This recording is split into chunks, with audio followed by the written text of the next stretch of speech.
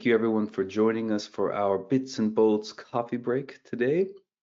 My name is, of course, Armaan Sami, and Stuart Clark, which is usually with me, is unfortunately for me, but fortunately for him, vacation time. So he's out camping with his family, and I have some interesting topics I hope to talk about in his away time.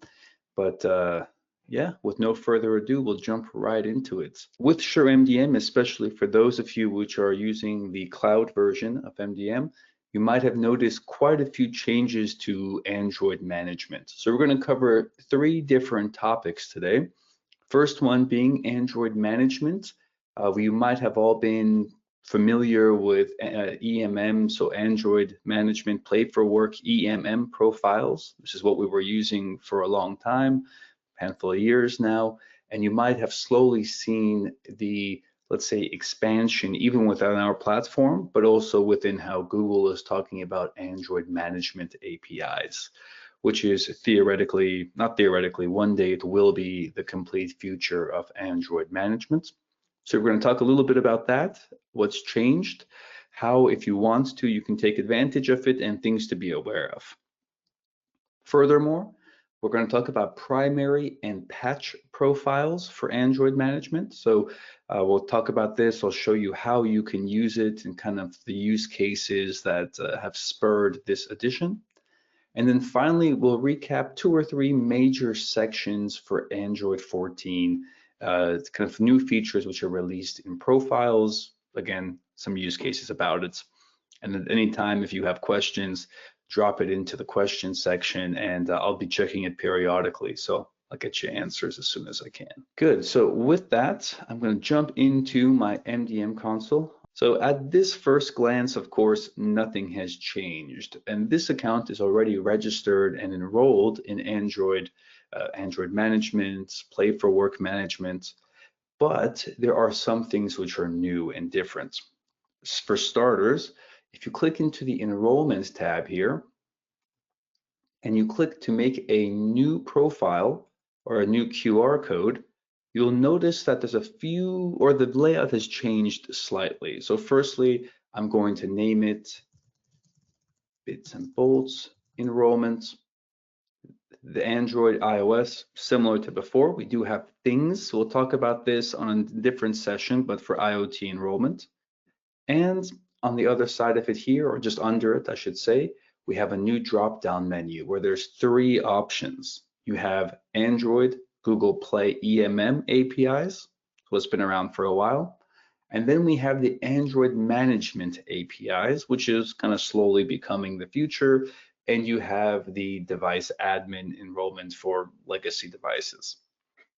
Now, a few things are critically different here. For starters, if you click on the Google Play EMM APIs, you can, of course, select what type of device you're enrolling, and you're still going to notice you have a lot more settings as far as when you are enrolling a device into the MDM console. You can configure Wi-Fi and different enrollment kind of things to skip, which are not available, here in provisioning settings, things to skip or things to configure like country and language that you can embed into the QR code. However, this is not yet the case for Android management APIs. If I hit next here, you'll see that in my account, I have not yet bound my account to a Android management API kind of configuration. What's very interesting with this use case is that there is an option to use a email address and to use EMM managed enterprise configuration without an email address. Now, it's not recommended because there are a few features and functions which you lose. And we'll see those in the profile selection or the profile section, but for the moment, I will enable this, and you'll see that all you have to do is just put in your type in here without going into a Google prompt page information. So I will just use my information here. And then this information is not required. I just have to check. And then here, enroll agentless enrollments. Now, I will not check this box, mainly because a lot of what I test and do day to day is with device owner, kind of fully managed devices.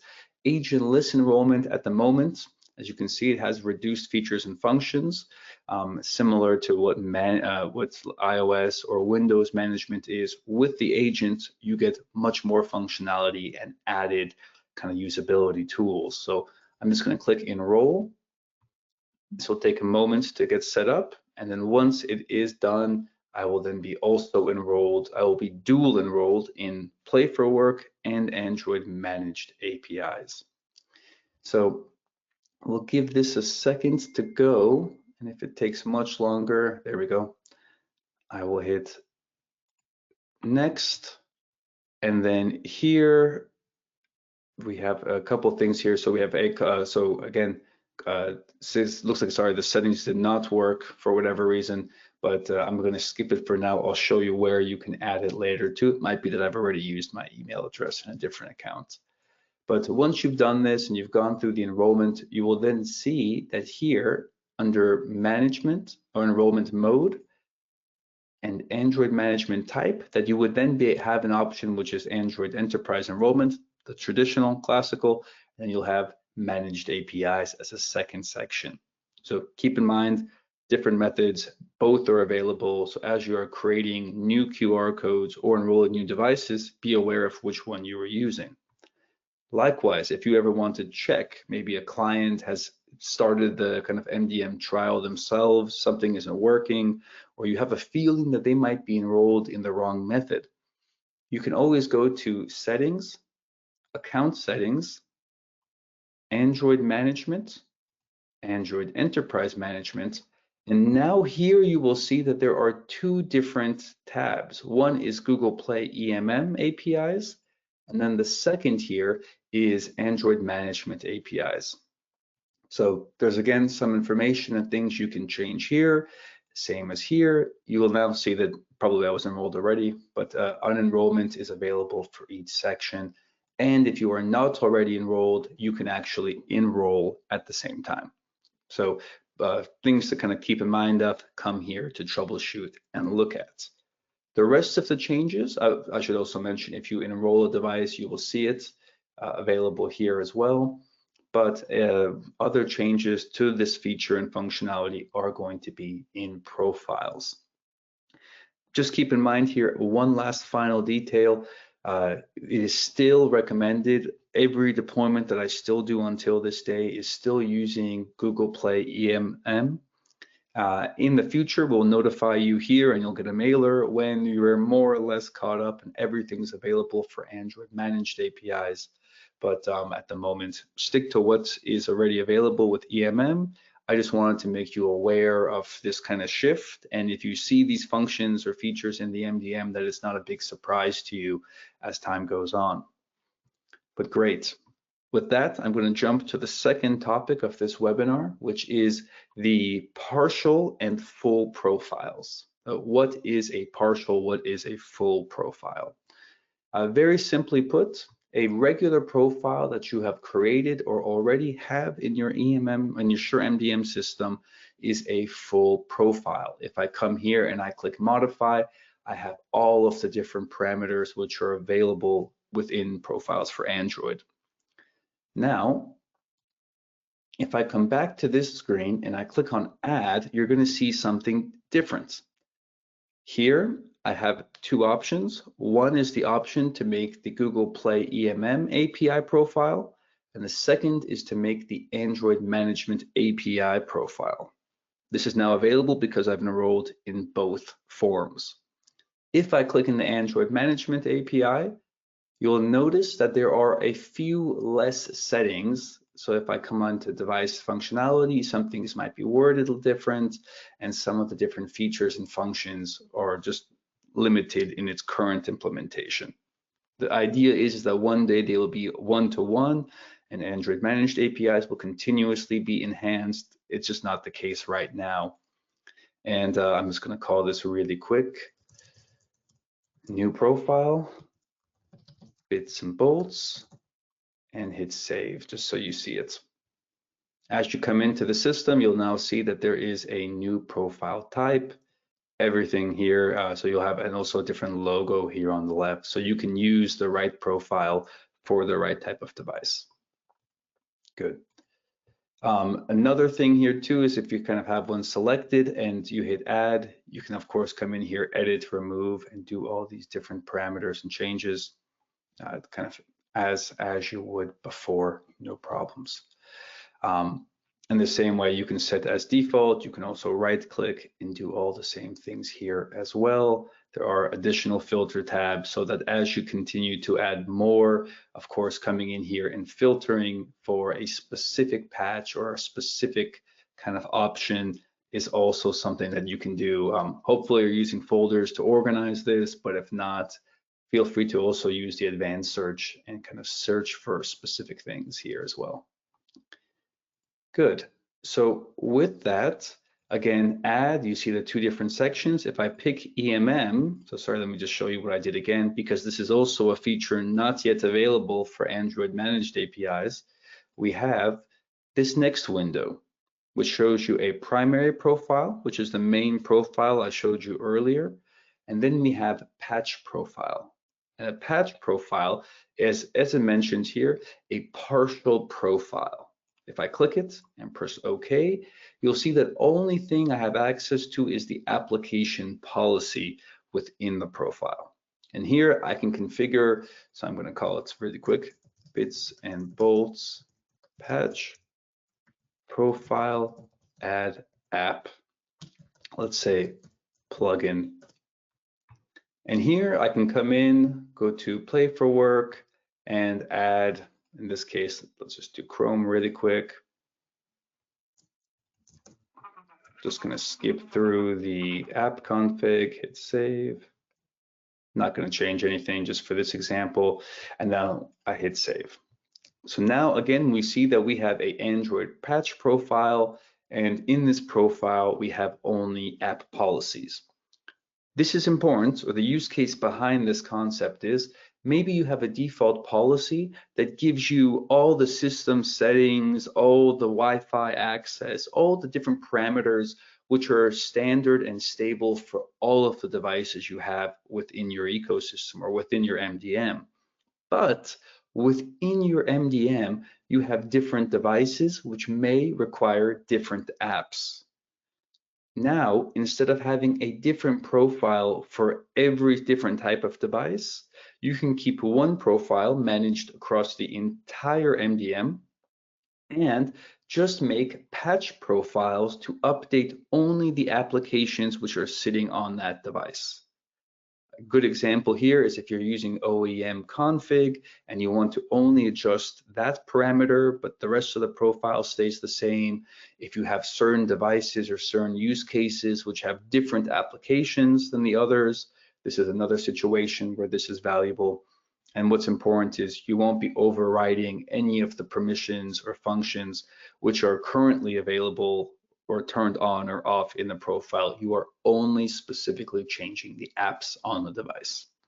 So very simple, interesting use case. Again, you can map it to folders, to profiles, to tags, but think of it as another step. You have your default profile you can still use as normal, but if you are making constant app changes on top of it, think about using an Android patch profile to do it.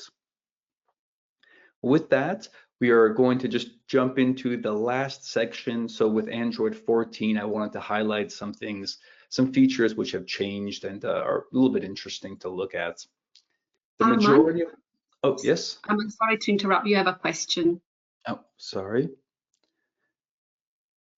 So the question is, do I understand properly that AMAPI profile can only be applied to devices enrolled under Android management and vice versa? That is correct. So if you are using, in fact, it will fail. So if I'm just going to cancel this profile really quick.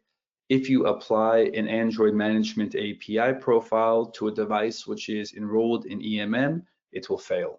Same as vice versa. You will have to use the same profile type with the device which is enrolled.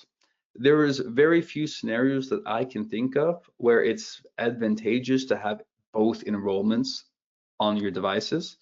The kind of use case that the reason we've implemented this dual view is to firstly give you more information and visibility, but on the other side of it, there is a time where we might migrate, or where Google might say, hey, we have now all the tools in place to migrate over, and we're going to deprecate Google Play EMM. We seem to be very far away from that right now, but as a reason, that's why you see both.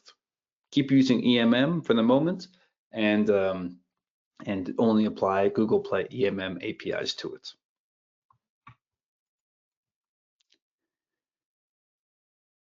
And for Android patch profiles may be applied to both scenarios. No, that's a great question. So the I would not use. So let me kind of technically reframe on why. Give you more insight on why. The APIs are different, and they are different also for the Play applications or apps that we are installing. So that's also specific to, at the moment, Play EMM. Again, anything that's being released for Play EMM will later be released for Android, or for for the AM APIs as well. But at the moment, patches are only for Google Play EMM. Thank you. Great questions. And I understand it's pretty like a new topic, and so if you have anything, even just a little bit kind of in the back of your minds, please post it. I'm happy to answer it. Great. So with that, if there are no more on that topic and I have fully answered them, I will come into just a default profile I have, and I want to show you some new things in system settings. So what's important is Android has added a few more, and with Android 14, of course, many more Android management or changes to the platform, and kind of how, as an EMM, sure, MDM, UEM, we're able to effectively make changes in system settings, changes to these devices. I wanted to highlight some of the interesting ones that I came across in the last release. Most of them are going to be kind of under the concept or the idea of further restricting and limiting access to applications and application settings. So if you come to the Sure MDM profile, Android system settings, under applications, you're going to see that this section has expanded a little bit. And some of the new things which I just want to bring to your attention quickly is, firstly, there is a new option to be able to disallow and to grant admin permissions. So you're going to see here, you can also disable things like disable config of default applications, things like changing the dialer. These are all changes that once they're made in the profile will restrict the access of them and the change of them on devices. So these might have been things that we've been doing with kiosk mode or Sherlock in the past, but a lot of these additional new features further enable you to be able to allow settings, or to have more of a COBU or company-owned, personally enabled deployments as well, that kind of balance out both sides of it. Those are some interesting ones. Of course, defaulting config apps, and then they've also added further configurations for default applications, including the default dialer application. So if you have a particular, let's say, dialer, maybe it's a corporate dialer, or you're using a particular application for push to talk, you can actually configure it here, and this will continuously be used on the device. So we have, for instance, some clients which have their own kind of internal dialer, which has their own contacts or something. Like maybe some of you are using Astro contacts. This might be a way that you can kind of, if let's say somebody receives or tries to make a call, you can use this corporate tool or corporate dialer to do so. And likewise, if you have contacts included there, that these will be automatically used in the process. You have also different profiles which can further be managed, and on the bottom side of it here, something that we're slowly seeing more and more requests from in network is the ability to further restrict and to manage what available networks are accessible by a device. So by coming here, we see kind of a few of the basic stuff, but if you continuously go down, you have a few new settings here, which are kind of interesting. So all the way down at the bottom, by the way, if you haven't seen some of these there's some recently added ones, which also came up a couple releases ago, which were interesting. Also like whitelisting, allowed SSIDs as an example. But all the way down here at the bottom, we've now had the ability to disable ultra-wide broadband. And in some countries around the world and territories, there is still 2G connectivity, but it is very poor, and newer devices have challenges, let's say, optimizing battery use and kind of signal strength, kind of like calibration. So by having the ability to sometimes switch to 2G, there has been kind of a drop or a lower performance on devices. So you can completely block it and stay on 3, 4, and 5G where it's applicable. Also disabling ultra wideband for devices which may or may not need it. Good. So with that, these are kind of some of the recent releases for it. There are other things which just didn't really want to talk too much about here, but we do have, or not so easy to show as a quick turn on and off, but you do have also further availability to disable and block legacy applications and to kind of make sure that your devices are only using apps and versions which are important to you right now. So to recap, there has been, thank you, I see one more question I'll get to in a second. A recap, there has been a lot of changes, and there'll be continuously be a lot more changes in Android, especially as we add further adoption for 14 and with the new play for work profile types, so the EMM and the AP or EA, Android management, sorry, EAM management and profiles. There was another question. For these settings, do I need to install the OEM config? No, great question. So for a lot of these settings, so if I come here, for instance, it could be that some of these permissions or these functions are already provided by different OEMs. So if you're using a Zebra, let's say, or Honeywell, these are probably already available as part of the OEM config. If you want to use them here in profiles, you'll have to come, you can check the little information icon here, and you will see that it's firstly has a Android version specification. So if your device is Android 14 or newer, this function will work. If it does not, I would check with the manufacturer to see if that device, to see if they have a way to disable it. And then furthermore, there is a restriction on what type of SureMDM agent version you need to have on that device. So in this case, it's the version 27.38. And then it's just imagining it's Android 14, you only need this new SureMDM agent version and an updated profile to push to it. That's it. Wonderful question. I will continue to keep my eye on the questions, so if anything else comes, just keep it coming. But with that, I will just jump quickly back into the kind of the slide deck to close us off for today. Again, if you've ever missed bits and bolts and you want to catch up on it or see what other countries, other territories within 42 Gears are talking about, you can always go to our YouTube channel.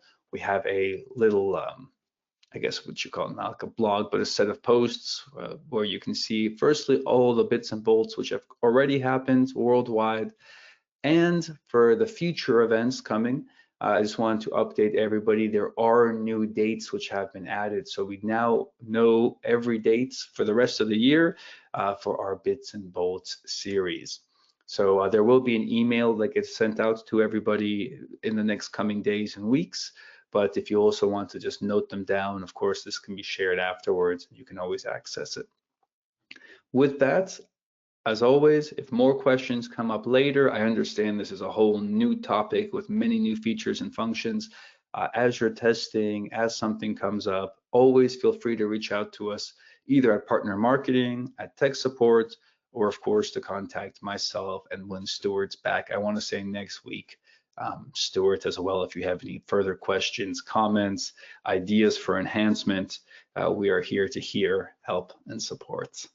With that, thank you everybody, and looking forward to seeing you all on the 2nd of July. Thank you all. Bye now.